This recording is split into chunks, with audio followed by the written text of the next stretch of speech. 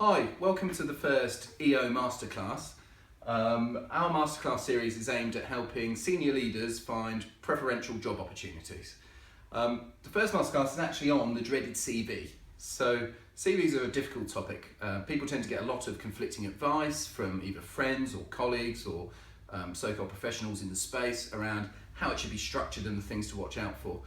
We're quite lucky. We've got in the region of 250,000 executive CVs in our global database.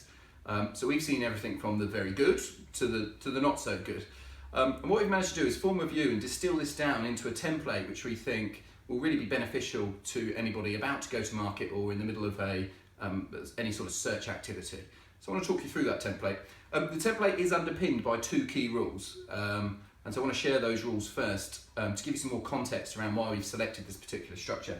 So the first rule is what we call the 10-second rule, and that is, as I'm sure you've probably read or been made aware of in the past, most people don't take longer than 10 seconds to review a CV. Generally, our audiences at the senior executive level are very busy people who will be skimming and looking for specific things in order to evaluate whether you are right or not right for an initial screening or interview process. So we've got to be really aware of this 10-second rule. The second thing is all about audience, and that is we've got to make sure that our document appeals to a broad audience. It won't necessarily be a highly technical person reviewing your CV. It may well be that your CV is reviewed by a headhunter, a researcher, or a HR department before the board or the CEO or MD get to view it. So we've got to make sure that our CV also is broad and wide-reaching in its appeal. So two key rules I want you to think about whilst we're talking about the structure. So onto the actual structure itself then. As with most things, simplicity is key here, and clarity, which I think is very, very important. So of course your name, I'm sure we can get that right at the top. We'd also recommend if you have done any sort of qualifications, if you're a member of any institutes, in terms of your education, please do also put letters after your name. So rather than having a huge education section, we'd recommend you just put the letters after your name at the top of the CV. Now back to this 10-second rule. The key thing about the content of this CV is that if the first page of your CV was to blow down the street and a prospective employer was to pick up that CV, what we'd want is for them to be able to garner from the first page of the CV what your career was all about. So the first page on its own should stand up as a document. The other pages are supplementing information that build out more detail around it, but we want page one to stand up on its own as a marketing document for your career search. So as well as your name with any relevant education detailed there afterwards, you need to make sure you're easily contactable through a number of means. So very important that you've got a phone number there. Sounds obvious, but a lot of people still miss that. We'd also highly recommend that you have a hyperlink to your LinkedIn profile. If you haven't got a LinkedIn profile, just put an email address, but recommend a hyperlink to the LinkedIn profile. Now your profile needs to be good too, and we'll be covering that in a future masterclass in terms of how you maximise that to complement this sort of CV. But a link there is really, really important.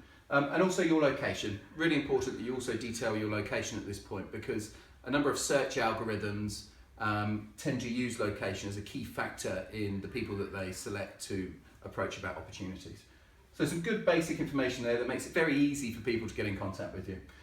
The next piece, and where a lot of people tend to go wrong, particularly more experienced people actually who've achieved a lot and have got a lot to talk about, is that people tend to have this huge, cumbersome personal profile section, which is a whole bunch of text that takes up at least sort of a third to half of the first page, talking about them and who they are and what they're about.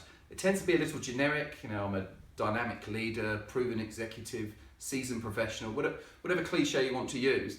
Our experience is that clients, headhunters, decision makers in the career process don't tend to read those. They're a bit samey, and sadly a lot of good stuff gets lost because it's lost in the mire of all that text. So rather than that, think about your personal profile and then distill it down into either a career objective or a career mission, which can be something as simple as my career objective is to use my proven commercial and leadership ability to add value to a forward-thinking organisation. Something like that.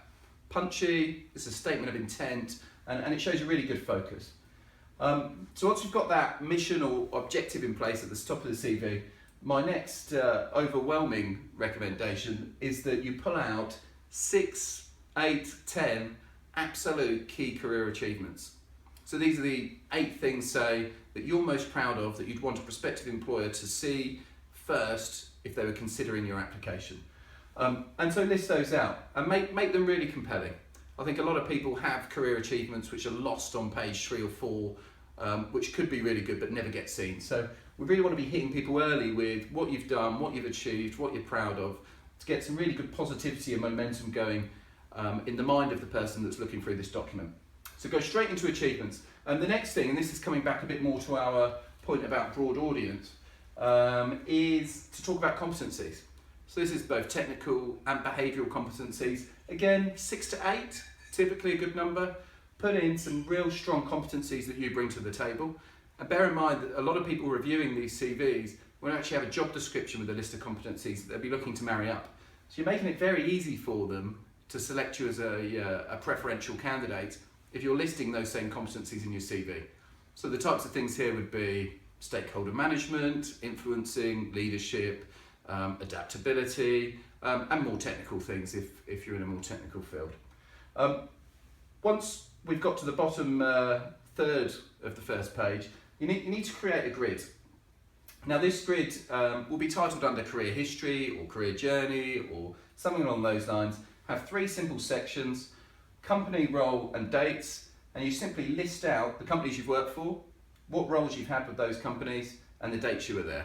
This gives people a really quick, easy snapshot in terms of your career journey, how quickly you've progressed, the sort of tenure that you've shown in roles, and also almost serves as an index to the rest of the CV document, because I can look very quickly down this company area and say, oh okay, that particular tenure here is of interest to us in the context of this role. Let's flick over a few pages and go and read more about it. But I'm allowing the reviewer to decide to do that as opposed to for them having to wade through that to get to the good stuff. So hopefully that makes sense.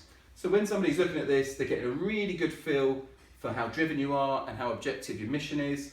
You're hitting them with achievements, which is feeling very, very good. So they're feeling very, very positive. You've got all the competencies that they're also looking for, so that makes them feel very positive, and they've got a really good feel from you in one page of your career journey to date.